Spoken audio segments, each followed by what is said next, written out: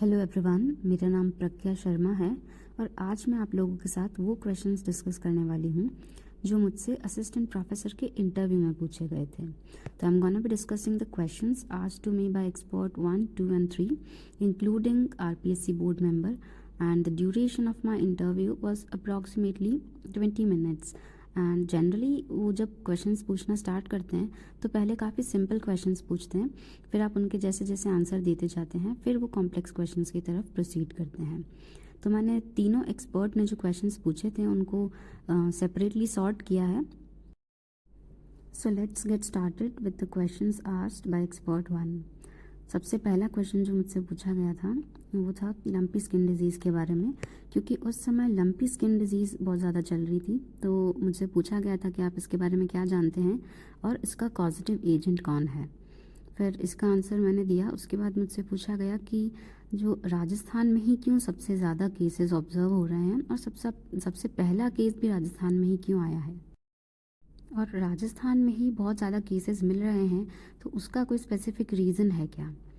उसके बाद ये आंसर करने के बाद मुझसे नेक्स्ट क्वेश्चन पूछा गया था कि जनरली जो वायरसेस होते हैं वो हार्मफुल होते हैं, लेकिन कुछ यूज़फुल वायरसेस के आप नाम बताइए। फिर नेक्स्ट क्वेश्चन जो मुझसे पूछा गया था कि क्या आप एनिमल किंगडम के क्लासिफिकेशन का बेसिस जानते हैं और उसको पूरा एक्सप्लेन कीजिए। तो फिर ये मैंने पूरा सारे बेसिस एक्सप्लेन करे थे। उसके बाद नेक्स्ट मुझसे काफ़ी बेसिक क्वेश्चन पूछा गया था कि इनवर्टिब्रेट और वर्टिब्रेट का डिफरेंस बताइए। तो ये मैंने 2 पॉइंट्स में बताया। उसके बाद ही उन्होंने नेक्स्ट क्वेश्चन पुटअप कर लिया था कि प्रोटोकॉर्डेट्स के बारे में क्या जानते हैं, और उसके बाद उन्होंने ये भी पूछा कि हेमीकॉर्डेट को हम कॉर्डेट कंसिडर करें या नॉन कॉर्डेट कंसिडर करें, और इसका रीज़न भी पूछा था।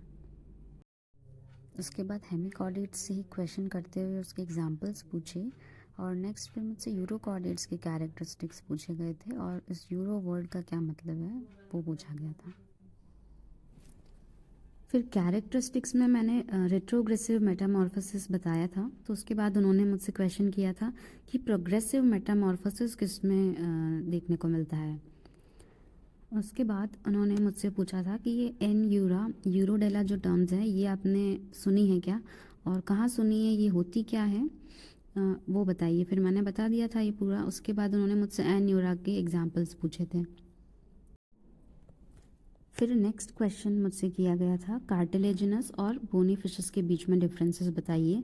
तो मैंने 5 to 7 डिफरेंसेस बताए। उसके बाद उन्होंने मुझे रोक दिया और मुझसे एग्जाम्पल्स पूछे दोनों के 5-5। उसके बाद नेक्स्ट उन्होंने ये नॉमेनक्लेचर और टेक्सोनॉमी से क्वेश्चन पूछा था कि साइंटिस्ट का नाम बताइए किसने दिया था। Now let's proceed two questions asked by expert 2। तो उन्होंने मुझसे सबसे पहला क्वेश्चन ये किया कि स्पेक्ट्रोफोटोमीटर क्या होता है, क्यों यूज़ किया जाता है और किसके ऊपर बेस्ड है ये। उसके ये आंसर कर दिया मैंने। उसके बाद मुझसे पूछा गया कि what will happen if sides of a cubit are blackened. Cubit की 2 साइड्स अगर हम ब्लैक कर दें तो क्या होगा।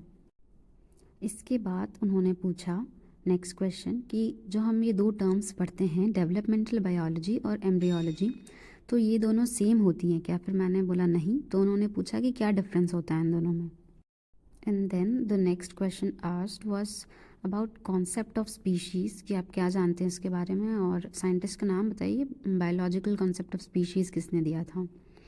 उसके बाद उन्होंने डायरेक्ट क्वेश्चन किया कि टेक्सोनॉमिक हायरार्कीज़ क्या होती हैं और उन सभी के नाम बताइए। उसके बाद नेक्स्ट जो क्वेश्चन था वो कि व्हाट इज़ सब स्पीशीज़ और कुछ एग्जांपल्स दीजिए।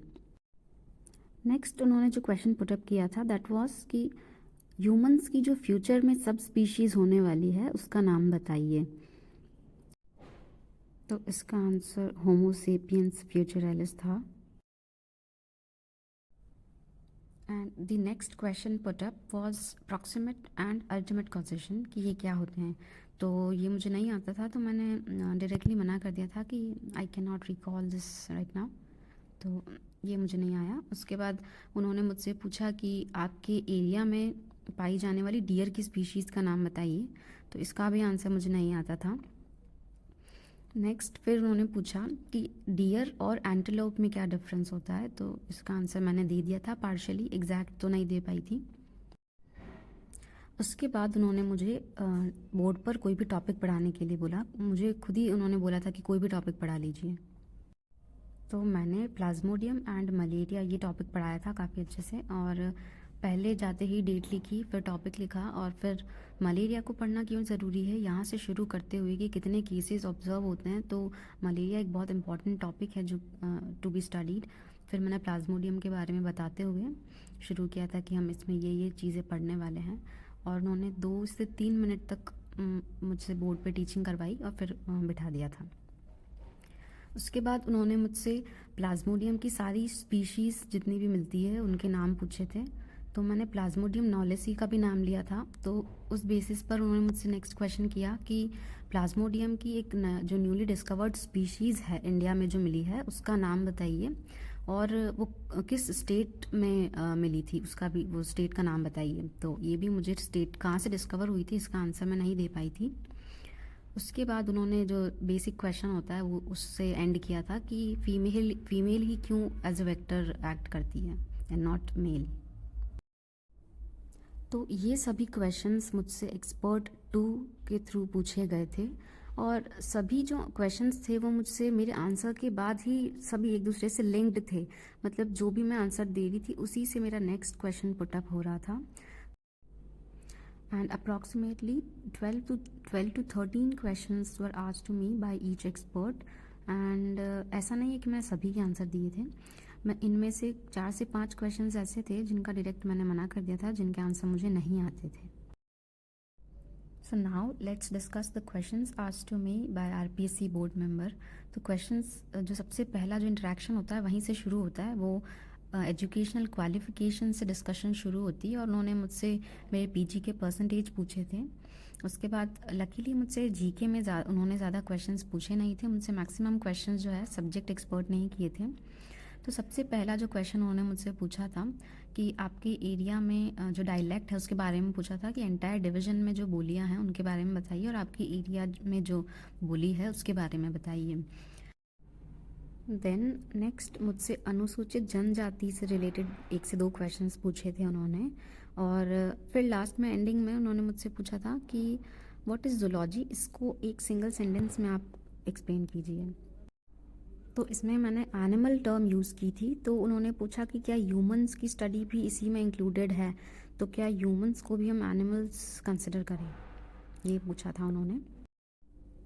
तो ये सभी क्वेश्चंस मुझसे पूछे गए थे तीनों एक्सपर्ट द्वारा।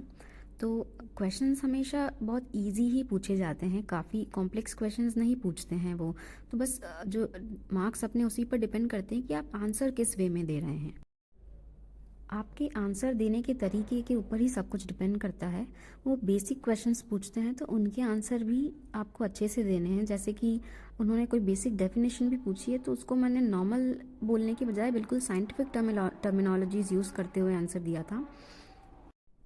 जैसे कि मुझसे पूछा गया कि व्हाट इज़ जूलॉजी, तो मैं सिंपल अगर ये आंसर दे दूँ कि the study of animals is called zoology, तो इससे उतना फ़र्क नहीं पड़ेगा। तो एक एक टर्म जो आप अपने आंसर में यूज़ कर रहे हों वो बहुत ध्यान से यूज़ करनी है। अगर एक भी टर्म आपने ऐसी यूज़ कर ली है जिसका आंसर आपको नहीं आता है तो अवॉइड यूजिंग दैट।